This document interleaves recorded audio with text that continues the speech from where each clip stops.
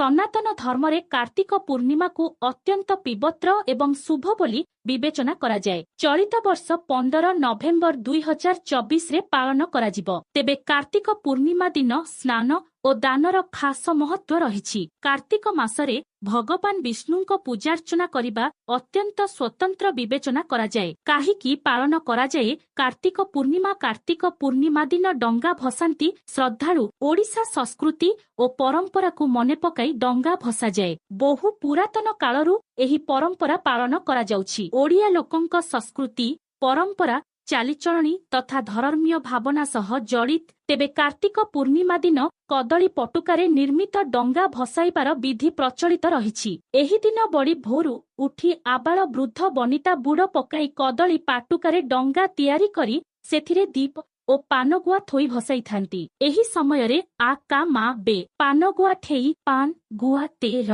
Mask धरम मोर गीत गाई डंगा भसा जाए। कार्तिक पूर्णिमा पछर कहानी पूर्व कालरे ओडिया साधव पुओ माने कार्तिक मासरे बेपार वाणिज्य करिबा पई बोईतरे विदेश जाउथिले। कार्तिक मासकु सेमाने समुद्ररे बोईत नेई जिबाकू प्रकृष्ट समय भाबुथिले। कार्तिकरे जाई साधव पुओ माने वाणिज्य सारी पुणी आषाढ़ मासरे फेरुथिले। तेबे एही परंपरा तथा साधव पुओंक बोईत यात्रा को स्मरण करिबा पई प्रतिवर्ष कार्तिक पूर्णिमारे डंगा भसा जाइथाए। सेपटे पवित्र कार्तिक पूर्णिमा अवसରରେ महाप्रभुंक दर्शन पई पुरीरे श्रद्धालुंक प्रबल भीड़ को नजर रखी प्रशासन पक्षरु समस्त प्रकारर व्यवस्था करा जाइछि।